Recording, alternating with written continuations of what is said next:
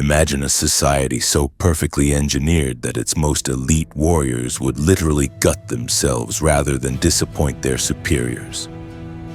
What kind of psychological machinery could transform the basic human survival instinct into a death wish so complete that failure meant mandatory self-execution?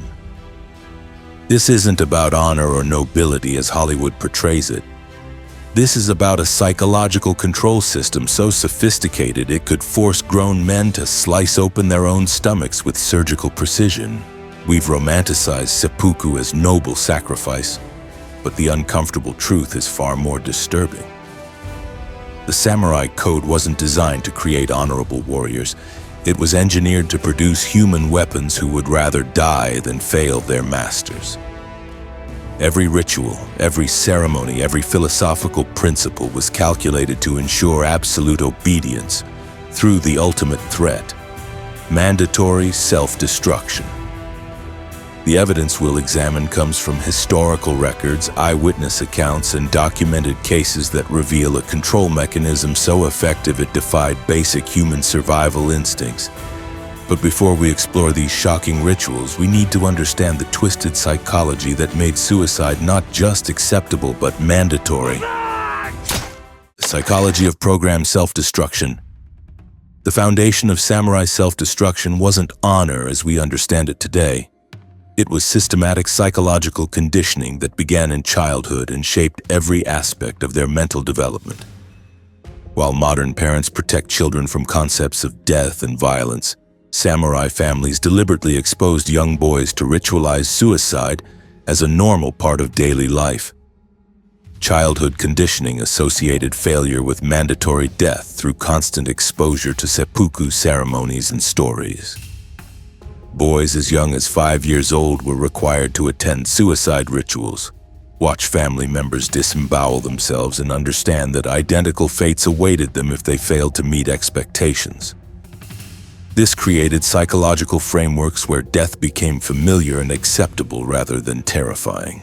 Religious indoctrination mixed Buddhist concepts of impermanence with Shinto ancestor worship to create spiritual justifications for suicide. Children learned that dying for their Lord would guarantee spiritual advancement, while surviving failure would condemn them to eternal shame. The combination of these belief systems transformed suicide from sin into religious obligation. Social isolation techniques made death preferable to shame by creating communities where failed samurai became untouchable pariahs. Historical records document former warriors begging in streets because their families, friends, and entire social networks would reject anyone who survived dishonor. The psychological torture of complete social rejection made suicide seem like merciful escape. Master-servant relationships were based on death threats rather than loyalty or mutual respect. Lords didn't inspire devotion through leadership or compensation. They maintained control by demonstrating their power to order subordinates to kill themselves. The relationship dynamic was fundamentally based on fear rather than genuine loyalty or respect. Family honor systems demanded collective suicide for individual failures, creating scenarios where one person's mistake could trigger the deaths of dozens of relatives. This distributed responsibility system meant that samurai weren't just risking their own lives when they made decisions. They were potentially condemning their entire bloodlines to ritualized death. Training methods normalized self-inflicted violence as routine practice through exercises that required students to cut themselves during sword training. Advanced students were expected to demonstrate pain tolerance by performing minor seppuku-style cuts on their own bodies. This systematic exposure to self-harm eliminated the natural psychological barriers that prevent people from injuring themselves. The 47 Ronin mass suicide of 1703 represents the ultimate expression of this psychological conditioning.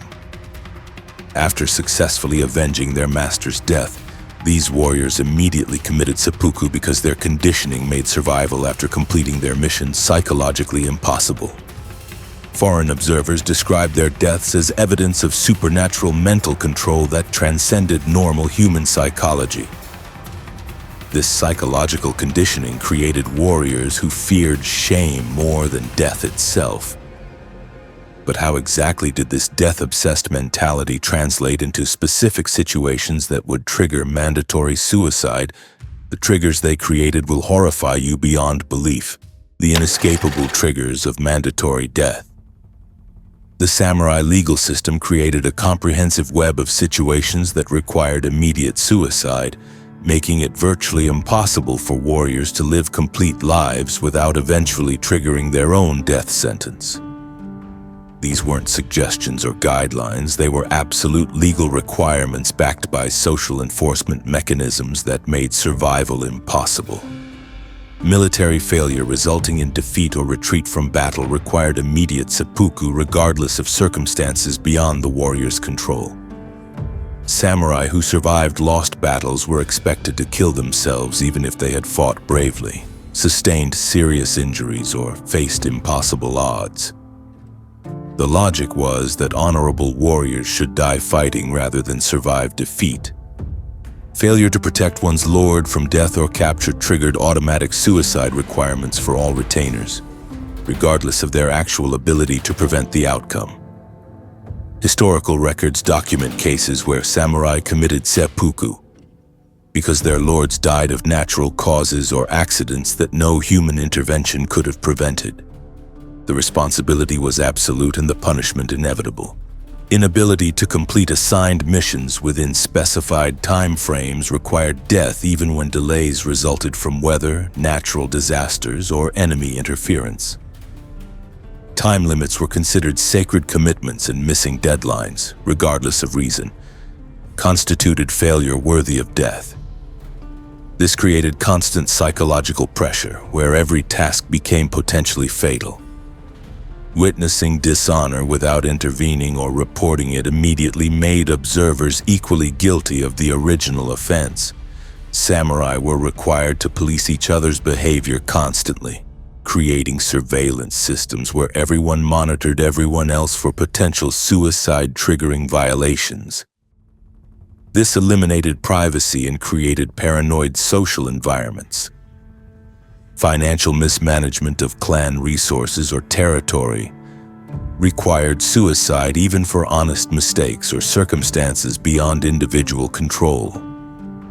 Natural disasters, crop failures, or economic conditions created situations where competent administrators would be forced to kill themselves for outcomes they couldn't prevent. Success required supernatural levels of control over unpredictable factors. Romantic relationships that violated class boundaries or political arrangements triggered mandatory death for both participants. Love became literally life-threatening when it crossed social barriers, creating systems where emotional connections could result in double suicides. Historical records document hundreds of cases where couples chose death rather than separation. Speaking against orders or questioning authority in any public forum required immediate suicide regardless of the accuracy or wisdom of the criticism. This eliminated constructive feedback mechanisms and created command structures where leaders received no honest information about policy effectiveness or consequences. Surviving when one's lord or superior officer died in combat violated the principle of loyal death and required immediate seppuku. This created battlefield scenarios where subordinates would deliberately seek death rather than risk surviving their commanders. Military effectiveness suffered because experienced warriors would throw away their lives unnecessarily. The mass seppuku following the Battle of Dan no Ura in 1185 demonstrates how these triggers could eliminate entire political movements in single events. When the Taira clan faced defeat, hundreds of warriors and their families chose drowning and suicide rather than capture, effectively ending their political influence permanently. These triggers were so comprehensive that samurai lived in constant fear of accidentally triggering their own death sentence. But when the moment came, they couldn't simply die quickly. They had to follow a ritual so brutal it would make modern torture seem merciful, the ritual of agonizing death. The ceremony of seppuku wasn't designed for quick or merciful death. It was calculated to maximize both physical agony and psychological torment, while maintaining rigid protocols that transformed suicide into elaborate performance art. Every element was designed to increase suffering while demonstrating absolute control over the dying person's final moments. Ceremonial preparation involved purification rituals and final meals that could last for days, creating extended psychological torture where the condemned person contemplated their approaching agony in meticulous detail. The victim was required to write death poetry, compose final letters, and arrange personal affairs while fully conscious of the brutal death awaiting them. The role of the kaishakunin, or second, involved precise timing of the decapitation that would end the victim's suffering after they had endured maximum pain from disembowelment. This assistant had to judge exactly when the dying person had suffered enough to satisfy honor requirements, but not so much that they would lose consciousness and fail to complete the ritual properly. Specific cutting techniques were designed to maximize pain and suffering rather than achieve quick death. The tanto blade had to enter the abdomen on the left side, cut across to the right, then upward toward the chest in a precise pattern that would slice through multiple organs while avoiding major blood vessels that might cause rapid unconsciousness. The tanto blade selection carried symbolic significance that added psychological pressure to the physical agony. The knife had to be ancestral, blessed, or connected to the person's family honor, making the instrument of death carry emotional weight that increased mental anguish during the final moments.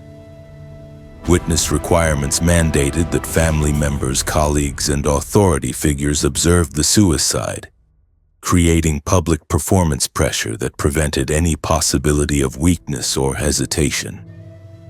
The dying person had to maintain perfect composure while disemboweling themselves in front of people whose respect they desperately wanted to maintain. Poetry composition and final death statements were mandatory elements that required intellectual performance while experiencing incredible physical pain. The victim had to demonstrate literacy, philosophical sophistication, and emotional control while their internal organs were being systematically destroyed by their own hands. Precise anatomical knowledge was required for proper disembowelment, meaning that samurai had to study human anatomy specifically to understand how to torture themselves most effectively. Medical knowledge became a tool for self-destruction rather than healing or preservation of life. Clothing, positioning, and environmental arrangements had to follow exact protocols that prioritized dignity and ceremony over comfort or practicality. The dying person wore specific garments, sat in prescribed positions, and surrounded themselves with symbolic objects that reinforced the religious and social significance of their death. Detailed accounts from the Meiji Restoration period mass suicides describe witnesses vomiting, fainting, and suffering psychological trauma from observing these ceremonies. Foreign diplomats reported that even experienced military officers found the rituals unbearably disturbing to witness. Medical analysis of remains from ritual suicide sites reveals cutting precision that required extensive practice and anatomical knowledge. The wounds show a deliberate technique designed to maximize suffering duration rather than achieve quick death, confirming historical accounts of prolonged agony. Before we continue with these disturbing revelations, don't forget to hit that like button and subscribe to our channel for more shocking historical truths that challenge everything you thought you knew. The ritual was crafted to be both psychologically traumatic and physically harsh. However, these were not singular occurrences. Whole social structures were established around mass suicide events that claimed the lives of hundreds simultaneously. Mass suicide events that shocked the world. The most terrifying aspect of samurai culture wasn't individual seppuku, it was the systematic organization of mass death events that could eliminate entire populations in coordinated suicide campaigns. These weren't chaotic acts of desperation, but calculated political weapons that used human psychology to achieve strategic objectives through coordinated self-destruction. The Siege of Osaka Castle mass suicide of 1615 represents the largest coordinated death event in samurai history, with over 800 warriors and their families choosing synchronized suicide rather than surrender. The defenders organized elaborate death ceremonies that lasted for 3 days, with participants taking turns performing seppuku while others provided musical accompaniment and recited poetry. Clan-wide suicide events following military defeats created situations where entire bloodlines would disappear in a single afternoon.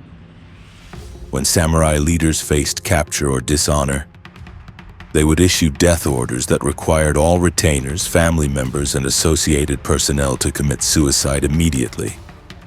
Historical records document cases where over 200 people died in coordinated ceremonies lasting less than 6 hours. Retainer suicides following their lord's death, known as junshi, created cascading death events where dozens of people would kill themselves to accompany their master into death.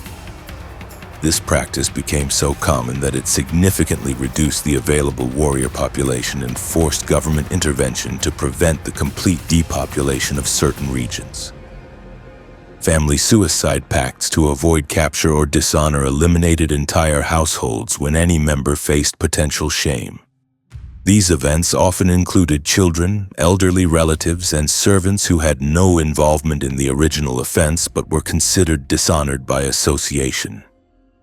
The collective responsibility system made individual survival psychologically impossible. Political suicide protests against government policies became weapons of opposition that eliminated dissenting voices while making powerful statements against authority. Entire political movements would coordinate mass suicides to demonstrate their opposition to particular policies, effectively silencing opposition through self-elimination.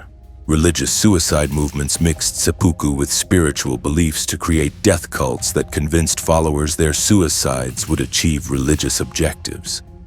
These movements combined Buddhist concepts of enlightenment through suffering with samurai honor codes to create belief systems where death became the ultimate spiritual achievement.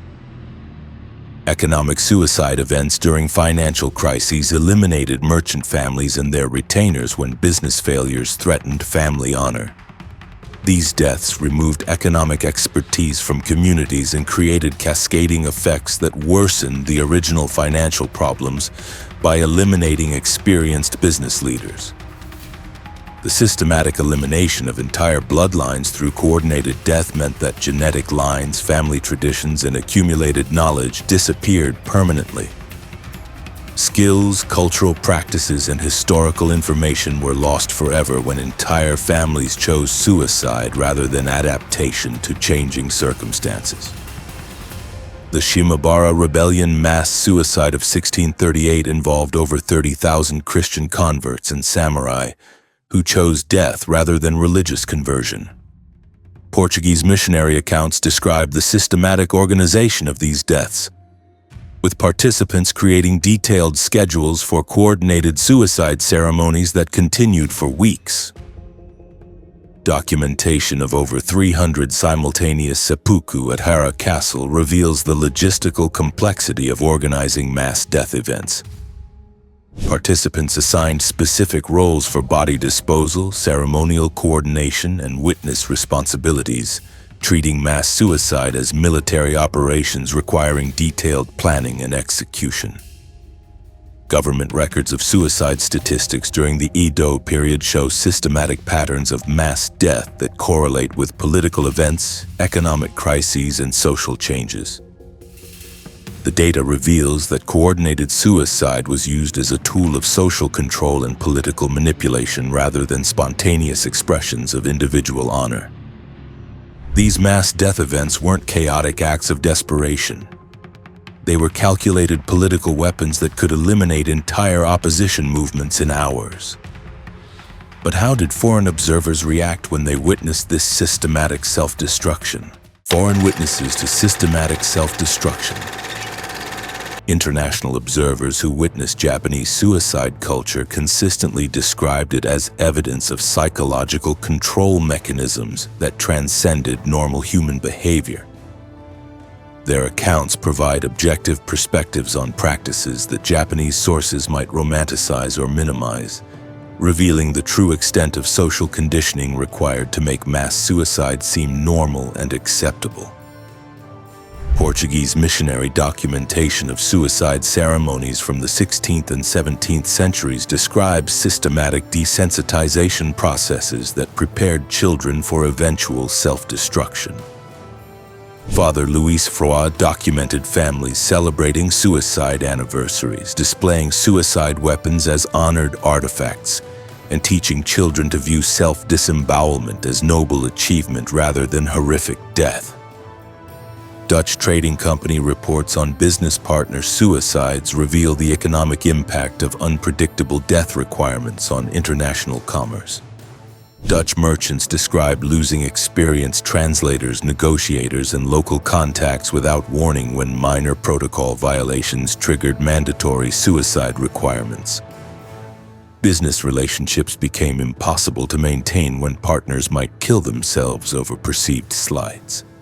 British diplomatic accounts of political suicide demonstrations describe coordinated death events used as negotiating tactics against foreign governments. British ambassadors reported that Japanese authorities would threaten mass suicide campaigns to pressure international agreements, using the deaths of their own people as diplomatic weapons against foreign policy positions. American military observations during the Meiji Restoration documented the systematic dismantling of suicide-based social control and its psychological effects on former samurai. American advisors described warriors struggling to adapt to survival-based thinking after lifelong conditioning that associated failure with mandatory death. Comparative analysis with European concepts of honor and death revealed fundamental differences in cultural psychology that shocked foreign observers. European military officers understood dying in battle for strategic objectives, but they couldn't comprehend suicide systems that required death for administrative failures, social mistakes, or survival itself. Cultural shock and attempts to understand the psychological mechanisms led to detailed foreign studies of Japanese mental conditioning techniques. German psychiatrists and military analysts documented training methods that systematically eliminated survival instincts and replaced them with death-seeking behaviors that violated basic human psychology. Economic impact on international trade relationships forced foreign companies to develop special protocols for dealing with Japanese business partners who might commit suicide without warning. Insurance companies refused to cover investments in Japan because of unpredictable death rates that could eliminate entire business relationships overnight. Political implications for foreign policy and diplomatic relations required international governments to develop strategies for managing negotiations with leaders who might kill themselves rather than accept unfavorable terms.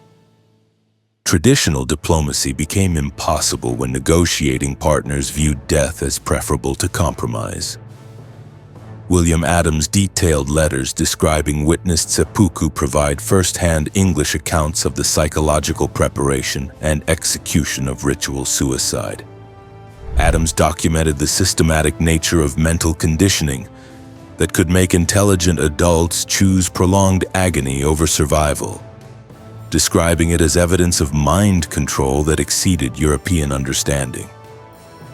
Jesuit missionary records from the 16th and 17th centuries document attempts to convert samurai away from suicide-based honor systems. These accounts reveal the depth of psychological conditioning required to make death seem preferable to life, with missionaries describing samurai psychology as fundamentally different from European mental frameworks. Commodore Perry's expedition reports from 1854 describe suicide demonstrations used as displays of political resolve against American trade demands. Perry documented how Japanese authorities used coordinated death threats as negotiating tactics, demonstrating their control over their own population through suicide commands. German military attaché analyses of samurai psychology attempted to understand the training methods that created soldiers willing to die rather than retreat or surrender. These scientific approaches to studying suicide-based military culture revealed systematic conditioning techniques that European armies couldn't replicate without destroying their own forces. Foreign observers consistently described these suicides as evidence of supernatural mental control that transcended normal human psychology.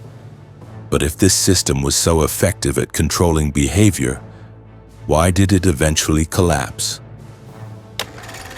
The collapse of the death-based control system.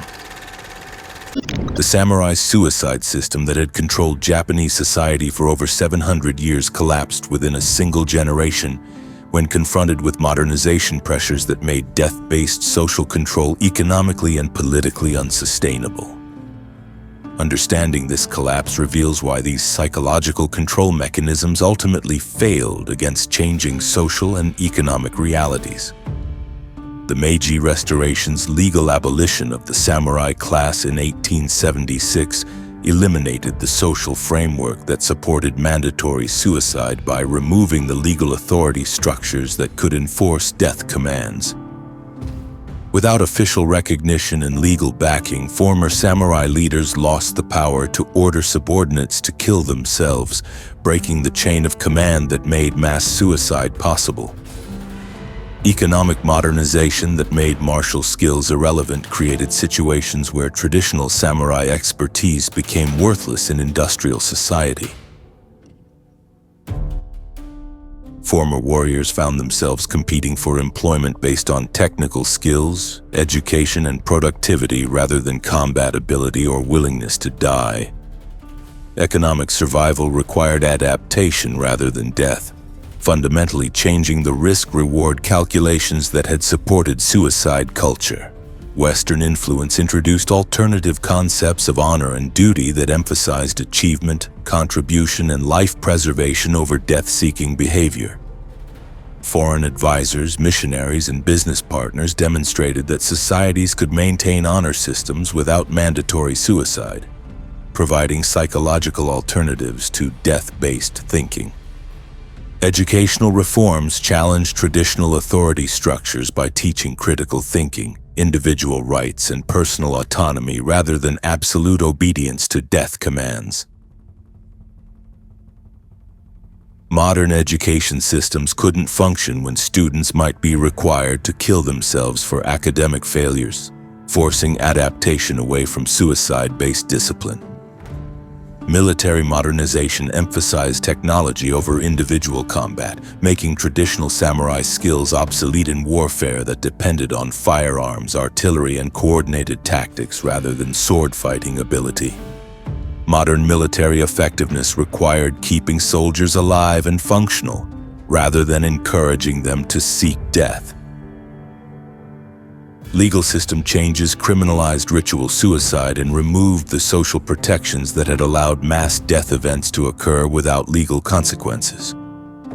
Modern law enforcement treated suicide as mental health crisis, requiring intervention rather than noble choice deserving respect and support. Cultural evolution away from death-based social control occurred as Japanese society recognized that economic development required population preservation rather than systematic elimination of productive citizens. National development goals became incompatible with social systems that regularly killed experienced workers, skilled craftsmen, and educated leaders. The transformation of seppuku from mandatory duty to historical curiosity reflects fundamental changes in social values that prioritized life, productivity, and adaptation over death, tradition, and rigid adherence to ancestral practices. Modern Japanese society consciously chose survival-based thinking over death-seeking behavior. The last officially sanctioned seppuku of General Nogi in 1912 marked the end of institutional support for ritual suicide as an acceptable social practice. Nogi's death was treated as a historical anomaly rather than a noble example. demonstrating that social attitudes had evolved beyond the acceptance of suicide as an appropriate response to failure or loss. Statistical decline in ritual suicide rates during the Meiji period shows a systematic reduction in death-based social control as modern institutions replaced traditional authority structures. Government records document the replacement of suicide-triggering situations with legal processes, economic incentives, and social support systems that encourage survival and adaptation. Government documents outlining the systematic dismantling of samurai privileges reveal conscious policy decisions to eliminate social structures that supported mandatory suicide. Modern administrators understood that economic development required stable populations and predictable social systems rather than death-based control mechanisms. Personal accounts from former samurai adapting to civilian life describe the psychological challenges of learning survival-based thinking after lifelong conditioning that associated failure with death. These testimonies reveal the extent of mental reconditioning required to adapt from suicide-seeking to life-preserving mindsets. The end of mandatory seppuku marked more than just legal change. It represented humanity's conscious evolution away from using death as a tool of social control. But what lessons does this brutal history teach us about human psychology and social manipulation? Conclusion. The samurai code of seppuku wasn't about honor or nobility. It was the most sophisticated system of psychological control in human history. Through systematic conditioning from childhood, comprehensive trigger mechanisms, and brutal ritual requirements,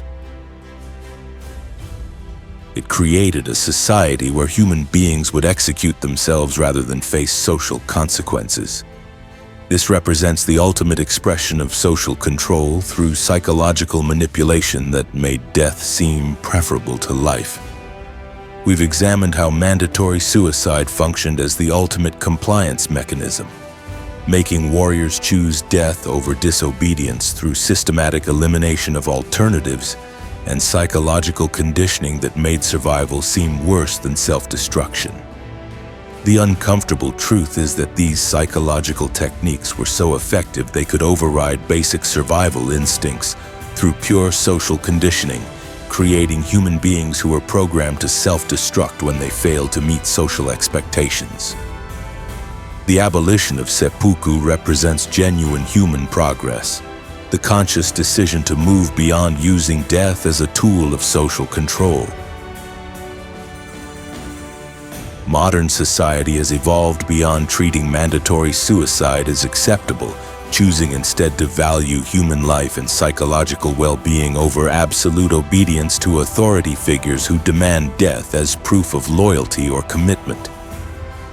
What aspect of the seppuku system do you think was most psychologically devastating?